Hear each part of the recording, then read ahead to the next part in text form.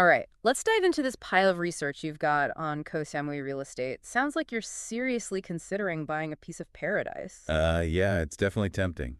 Beaches, jungles, those incredible villas, but is it all it's cracked up to be? That's what I'm hoping to figure out. There are so many articles, reports, even some personal notes in here. It's a bit overwhelming. Don't worry, we'll break it all down. We'll see if Koh Samui is really paradise found or, well, maybe an investor's trap. Okay, sounds good. So, first things first, location, location, location, right? Koh Samui is right in the heart of Southeast Asia, easy access to places like Bangkok and Singapore. Exactly. And having an international airport right on the island is a huge plus. Daily flights make it super accessible. Makes sense, especially if you're thinking vacation home or rentals. Yeah, that's part of the appeal for sure. Plus, Koh Samui's economy is growing like crazy. 3.5% growth rate, faster than a lot of its neighbors. Hmm, that's interesting. That definitely points towards a strong future for the island. Driven by tourism, of course, and a pretty young, dynamic population. More people, more demand, and potentially higher property values down the line. Right, right. That kind of growth is what we've seen in places like Phuket and Bali. Those who got in early saw some serious appreciation. Okay, so far so good. But one thing that jumped out at me, Bangkok Airways has a monopoly on the airport. Ah, yeah, that's true. Does that mean we're looking at pricier flights, both for us and, potential renters? It's definitely a factor to consider. Those flights could eat into your profits. Okay, so a potential downside. But wow, those luxury villas, though. They're stunning. I'm seeing prices from THB 7,990,000 for a modern villa to like THB 23,900,000 for a three-bedroom with mountain and sea views. You know, those high-end developments are driving a lot of the interest in Koh Samui. But we've got to talk about the legal stuff, too. Foreign ownership in Thailand can be a bit tricky. Yeah, that's what I was wondering about. What are the rules? Can foreigners even own property in Koh Samui? Well, the short answer is foreigners can own the building, but not the land it sits on. Oh, okay. So how does that work? You've got two main options. You can get a leasehold. Basically, you're renting the land for a long period, often up to 90 years. Okay, that makes sense. Or you can set up a Thai company to hold the land. Either way, it gets pretty complicated. Yeah, sounds like I'd need a lawyer for sure. Absolutely. Thai property law is complex, and you need someone who knows the ins and outs to make sure everything's done right. Protect yourself, right. So legal help is a must-have.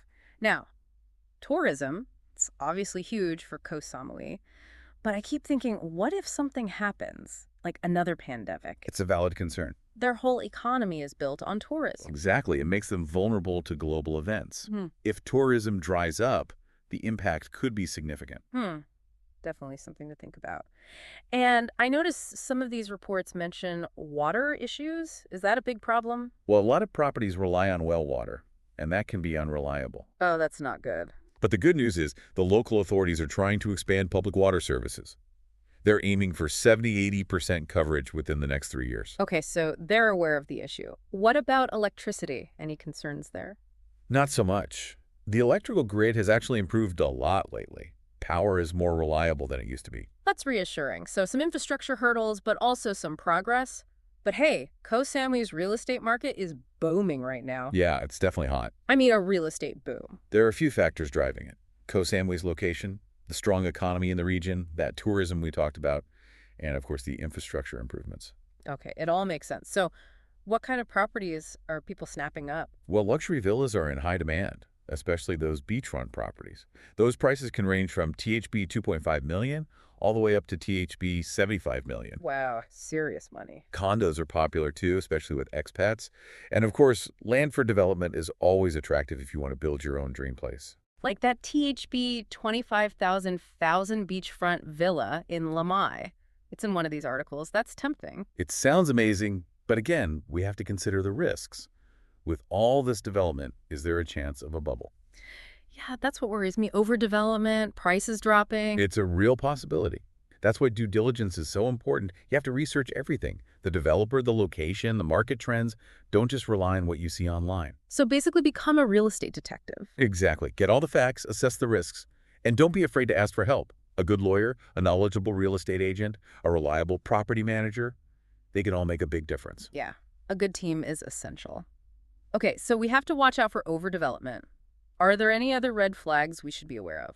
Well, remember, Koh Samui's economy depends heavily on tourism. Yeah, we talked about that. So if you're buying a property, think about who your potential buyers or renters might be in the future. Okay, so maybe not just focus on vacation rentals. Exactly. Look for properties that might appeal to a broader market, something near an international school or hospital, for example. Those will always have demand. That's a good tip. So we need to be smart about location, about potential risks. Real estate is a long game. Exactly. Don't panic over short-term fluctuations. Focus on the long-term potential. Okay, makes sense. But let's be honest, investing in Koh Samui isn't just about the money, it's about the lifestyle too.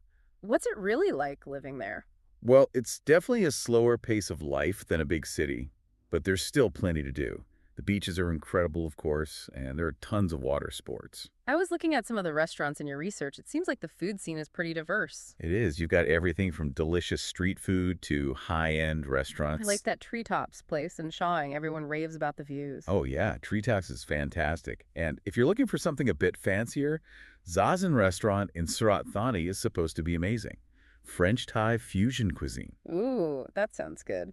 And if you're craving authentic French, Chiffre Francois in Beaufoot comes highly recommended. Okay, those are going on my list. Definitely. So, great food, beautiful beaches. What about the community? What's it like for expats living there? Koh Samui's got a really welcoming community. Yeah. It's a real mix of people from all over the world. That's good to hear. Everyone seems really laid back and open to making new friends. Sounds like a good vibe.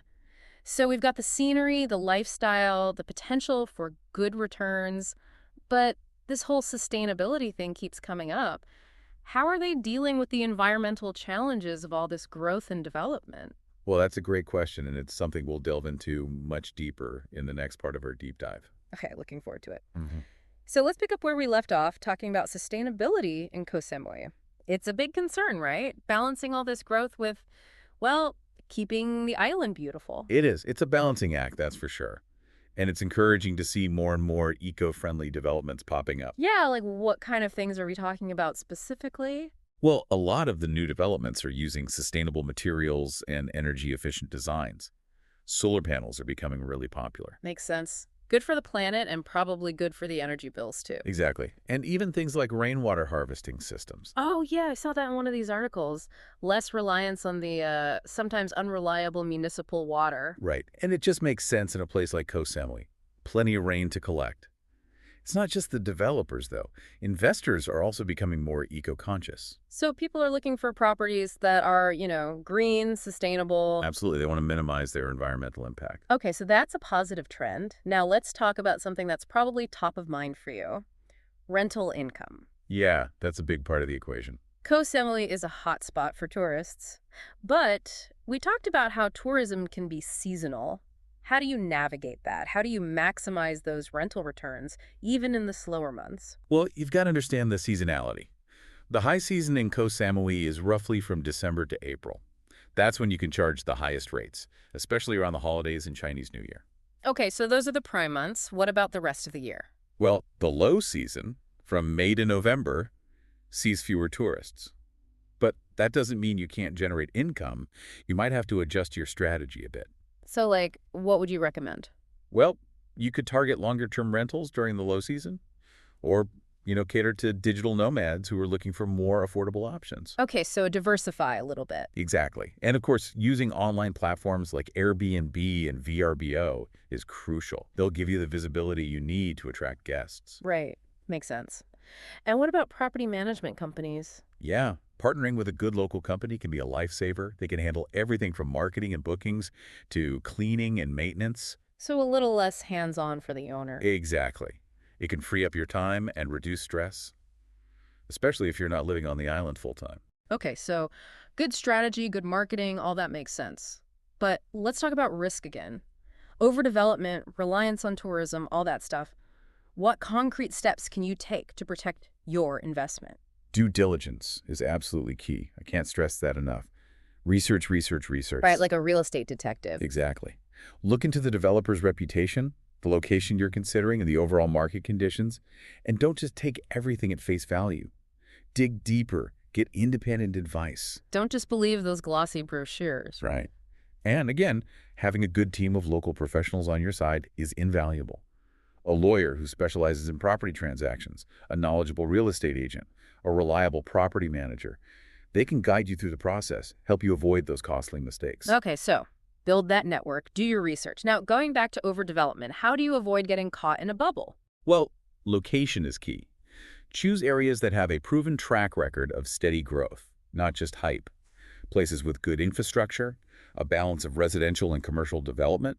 Avoid those areas that feel overbuilt or where the supply of properties seems to be outpacing the demand. So be selective, basically. Exactly. And another strategy is diversification. Okay, so spread your investment out a bit. Exactly. Don't put all your eggs in one basket. Consider investing in different types of properties or in different locations to minimize your risk. Okay, that's smart. Now let's talk about that tourism elephant in the room again. How do you deal with that reliance? What if tourism takes a hit? Well, as we talked about, try to invest in properties that appeal to a wider audience, not just tourists. Think long-term. Properties near international schools or hospitals, for example, they're less dependent on tourism fluctuations. Right, they'll always have a base of potential renters or buyers. Exactly. And remember, real estate is a long game. Don't panic over short-term ups and downs. Right. Exactly. Focus on the fundamentals. The location, the quality of the property, the overall economic outlook for the region. Okay, so keep a cool head, think long-term. Now let's switch gears a bit. Let's talk about the Koh Samui lifestyle. What makes it so special? Well, it's a unique blend of things. The natural beauty, the slower pace of life, the friendly community. It's a place to relax, to enjoy the outdoors, to connect with people. I talked about the food, the beaches, but what else stood out in your research? What else did you discover about the lifestyle? Well, for one, Koh Samui is an outdoor enthusiast's dream. Tons of water sports, of course, but also hiking, exploring jungles, waterfalls. Sounds like a lot of adventure. Definitely. And for those who prefer a more relaxed pace, there are plenty of yoga and wellness retreats. Something for everyone, really. Okay, so adventure, relaxation, and what about the community? We touched on that briefly, but dive in a little deeper. What's it really like? It's a very welcoming community, really diverse. You've got expats from all over the world living alongside friendly locals. It's a real melting pot. Sounds pretty idyllic. It is. And on a practical note, Koh Samui also has good healthcare facilities and international schools. So it's a great place for families, retirees, really anyone looking for a high quality of life. So good quality of life, beautiful setting, friendly people. It all sounds very appealing. But we can't forget about that sustainability question that keeps coming up. Absolutely.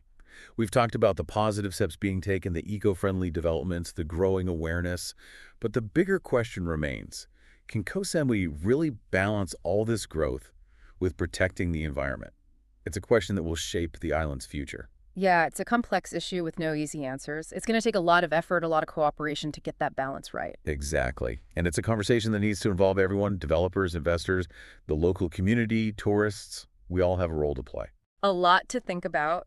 We've covered a lot of ground in this part of our deep dive, the good, the bad, the exciting, and the challenging. But we're not done yet. In our final segment, we'll pull it all together. We'll share the key takeaways and leave you with some final thoughts to consider as you make your decision about Koh Samui. Okay, we're back for the final part of our deep dive into Koh Samui real estate. Time to put all the pieces together. See if we can make sense of it all. We've covered a lot. Location, those amazing villas, legal stuff, risks, the lifestyle, even the food scene. Lots to digest. So let's try to distill it all down. What are the key takeaways here? Well, the Koh Samui real estate market is, it's definitely hot right now. Lots of potential. You know, the location is fantastic. The economy is strong. And the island itself is just beautiful. Yeah, hard to beat those beaches. Huh?